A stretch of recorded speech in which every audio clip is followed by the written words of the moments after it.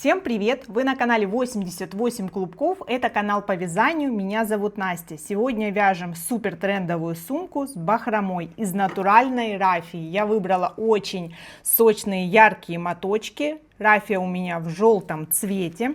Приготовила крючки 3,5 и 4 миллиметра, а также фермуар. Мой фермуар размером 22 сантиметра от края до края.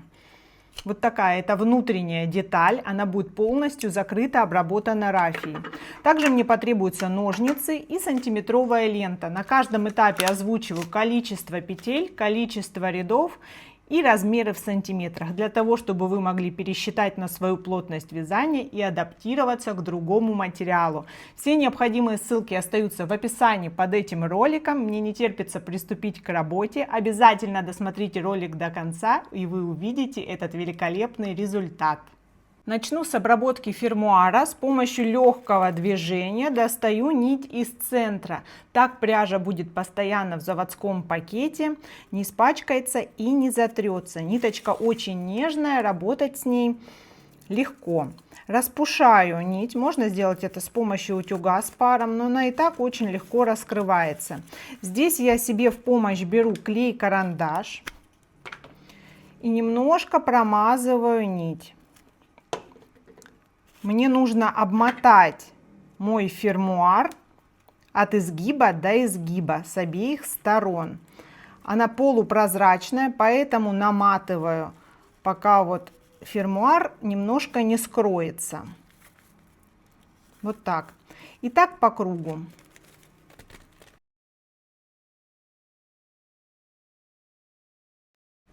Готово. Фермуар можно пока убрать в сторону. Начинаю работать крючком 4 миллиметра. Взяла край нити от 2 мотков. Только донышко изделия буду вязать в 2 нити, для того, чтобы она была плотным, каркасным и сбалансировалась со стенками. Стенки буду вязать в 1 нить, но они будут утяжелены бахромой, поэтому будет гармоничная и форма, и содержание. Набрасываю 2 нити на крючок, подхватываю и формирую первую петлю. Мне потребуется 12 воздушных петель. Вяжу достаточно плотно. Еще раз, это донышко. Я вяжу его в 2 сложения нити. Оно будет плотным и каркасным. Готово. 1 петля уходит на петлю подъема. Переворачиваю на другую сторону косу из воздушных. 1 точку пропускаю, во 2 точку от крючка. Заднюю перемычку провязываю столбик без накида. Таким образом у меня получается 11 столбиков в ряд до конца ряда. Готово. Вот это основание, донышко. Длину у меня получается около 7 сантиметров. Каждый следующий ряд поворотными рядами будет связан одинаково. Сразу ввязываю край. В конце каждого ряда петля подъема, переворачиваю вязание, петлю подъема пропускаю, во 2 точку за обе дужки вставляю крючок и провязываю столбик без накида. Достаточно плотно, туго, чтобы не было лишних отверстий по полотну. Следующая точка за обе дужки, здесь ввязывается край, снова столбик. И так далее. В конце каждого ряда петля подъема, переворачиваю, новый ряд. Мне нужно связать прямоугольник, полупериметр которого будет соответствовать полупериметра моему фермуару.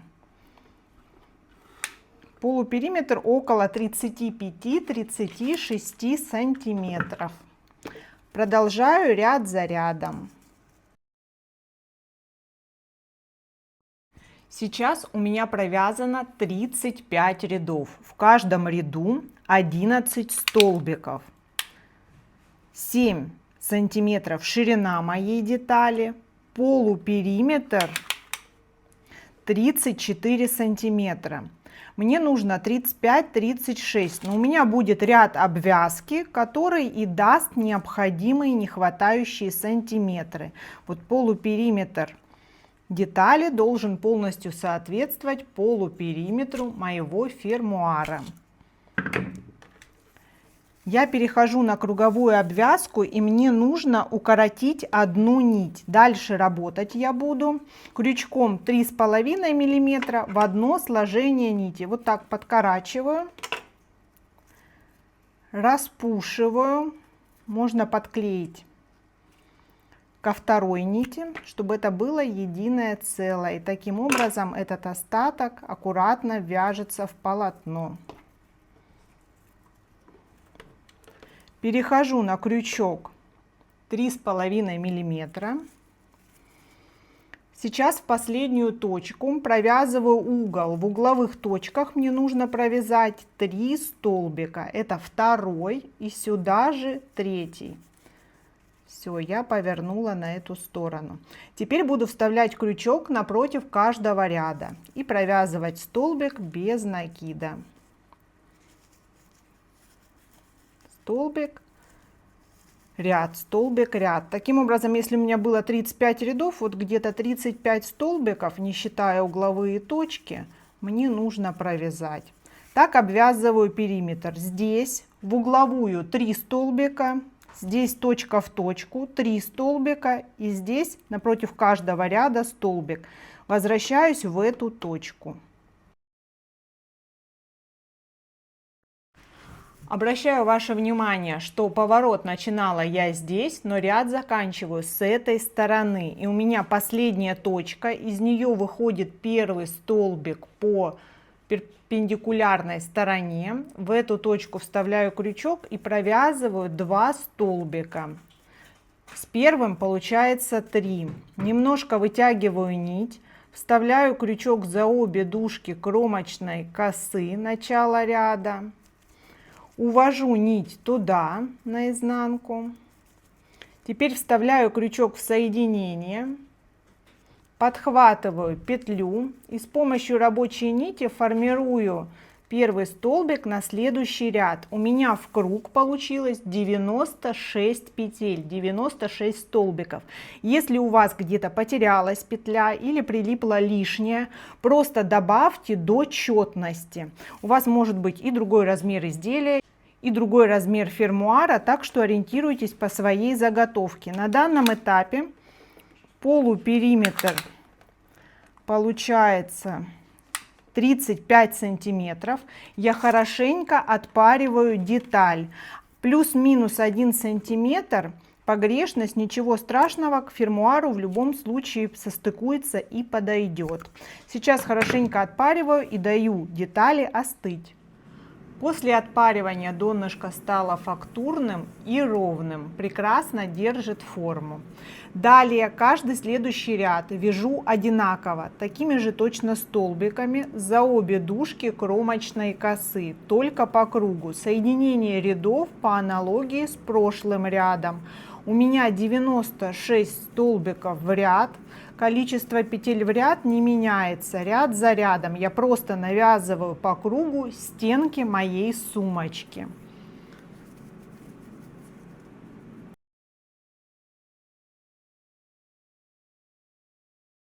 Провязано 22 ряда после обвязочного. Глубина около 14 сантиметров.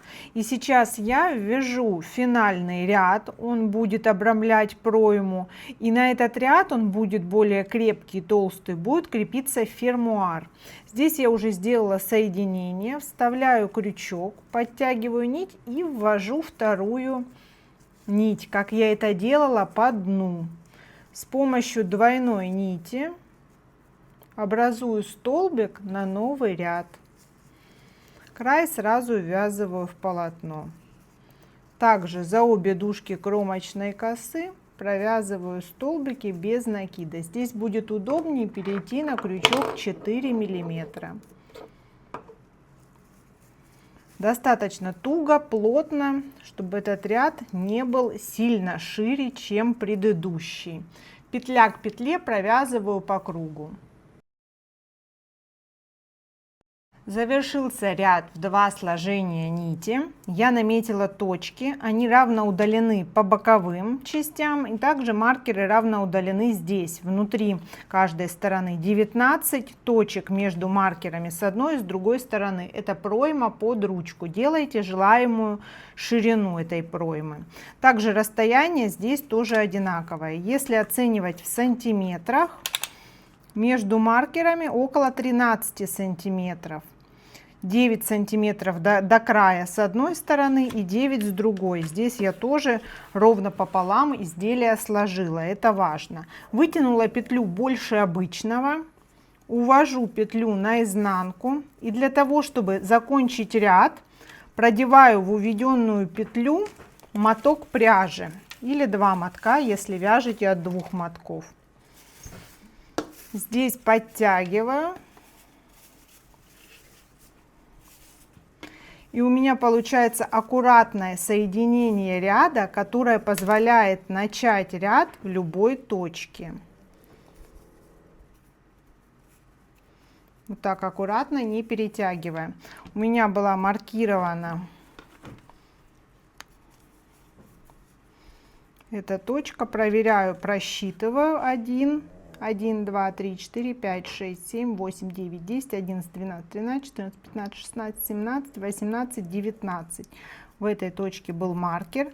Вот в нее сейчас вставляю крючок, провожу нить внутри ряда, вот так аккуратно, без экстремального натяжения, и формирую столбик на следующий ряд. Сейчас мне нужно провязать ряды столбиками без накида по боковым частям от маркера до маркера. Вот здесь останется пропуск ряда. Двигаюсь в этом направлении. То есть такая ниша у меня будет с этой стороны и, соответственно, с этой. Здесь нить буду прерывать, переходить на эту сторону. Здесь, соответственно, я начинала с маркированной и заканчиваю маркированной точкой, столбиком. Укорачиваю нить с небольшим запасом, вытягиваю ее полностью. Здесь тоже без какого-то сильного натяжения увожу нить в глубину с помощью более тонкого крючка, где в дальнейшем можно ее подклеить.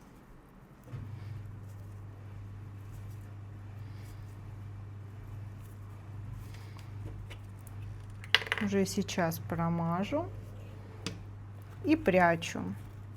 Точно так же вывязываю с противоположной стороны. Пока проглядывается что-то неказистое, но я иду отпаривать мою заготовку, хорошенько вытягиваю углы и стабилизирую форму. Моя заготовка приобрела форму.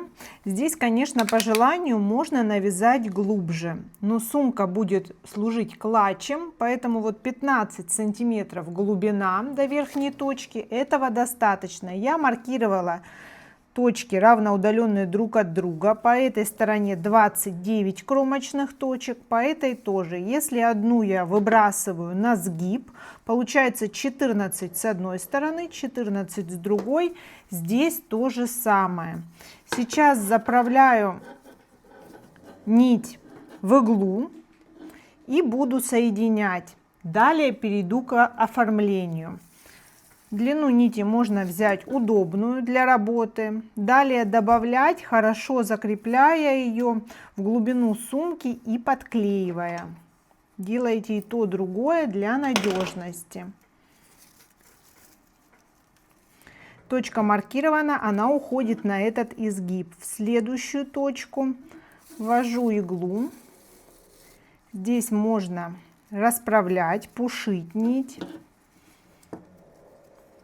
и подхватывать. То есть здесь доподкручиваю вот так. Креплю и с этой стороны, и с этой.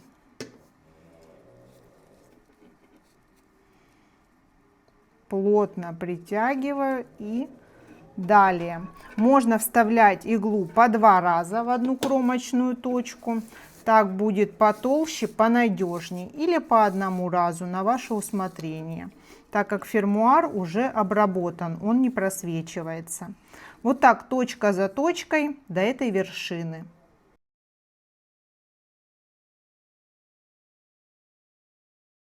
Каждый раз, как у меня заканчивается край нити, я создаю узелок, подклеенную рафию, увожу наизнанку, петля в эту петлю край нити. Затягиваю аккуратно для того, чтобы не травмировать. И далее увожу в ближайший ряд. Точно так же подклеив, промазываю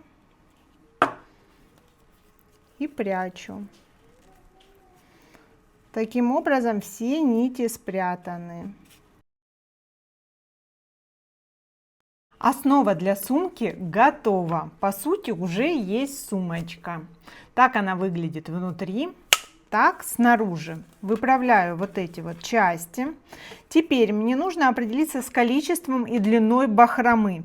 Я для себя прикинула, что меня устроит бахрома 15 сантиметров. То есть, если с нижнего яруса будет свисать средний ярус и верхний ярус, 15 сантиметров достаточно. Значит, отрезы нити мне нужны около 30 сантиметров. Я подготовила канву, на которую буду наматывать пряжу. Моя канва 31 сантиметр. Можно использовать разделочную доску. Ширина не имеет большого значения, но у меня 21 сантиметр. Для того, чтобы упростить работу, я буду наматывать нить в 2 сложения, как и вязала. Вот так. Мне нужно около 100 полных оборотов. Полным оборотом считается вот полный круг. Здесь беру с запасом, вот это полный оборот. И соответственно таких 2, 3, 4, 100.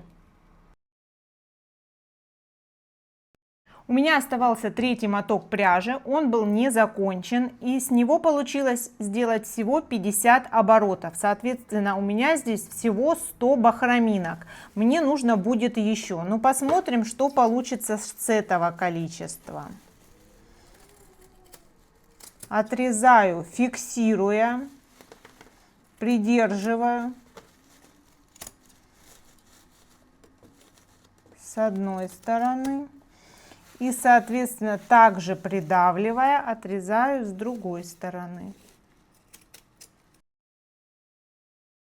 Так я наметила для себя уровни ряды, куда будет вставлена бахрома. Здесь отступила от края один ряд, вставляю вот такую ленту для ориентира. Далее 1, 2, 3, 4, 5, 6, 7. В 7 ряд ниже еще лента. И 1, 2, 3, 4, 5, 6, 7. В 7 ряд еще одна лента. Равномерно распределила. Буду брать по одной бахроминке. Нужно сложить ровно пополам. Беру крючок потоньше, чтобы можно было работать. Мне нужно будет схватить ленту прямо за центр. Начинаю с нижней части.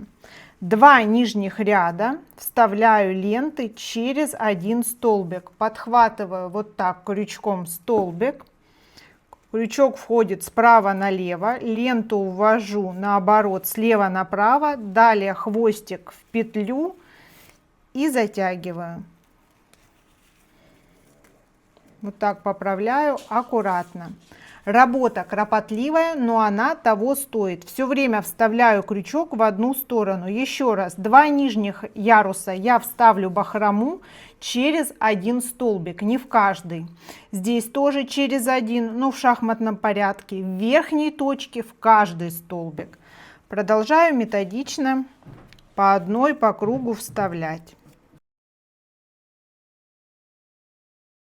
На этом этапе я вижу, что достаточно редко получается, если оставлять 3 ряда. Я добавляю еще один ряд, то есть это будет нижний ряд и 2 между верхним и нижним. Намечаю с верхней точки 1, 2, 3, вот, наверное, 4-й, само то.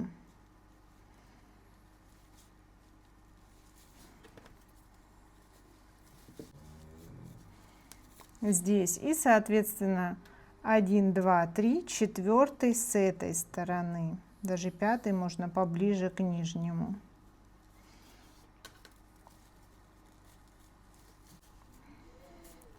Готово. Думаю, будет достаточно. Здесь продолжаю через один вставлять в шахматном порядке.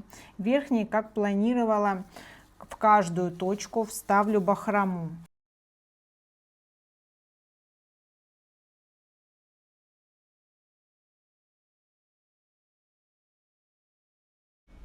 В итоге мне не хватило визуально 3 рядов бахромы.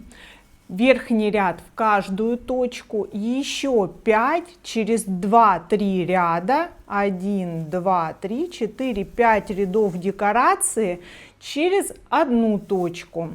Вот так сейчас выглядит сумочка. На все про все у меня потрачено 3,5 мотка, около 350 метров рафии.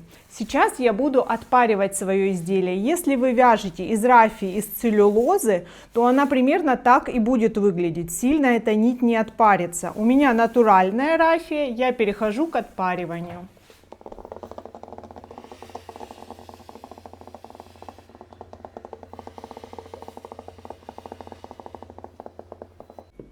Нить раскрывается, становится более пышной.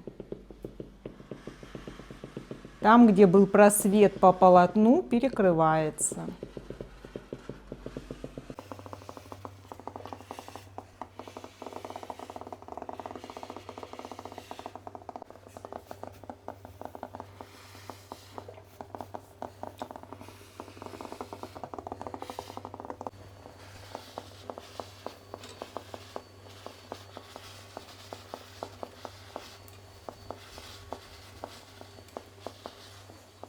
Моя сумка готова, пышная и невесомая. Напоминаю, все необходимые ссылки остаются в описании под этим роликом. Подписывайтесь на мой канал, будет много интересных видео.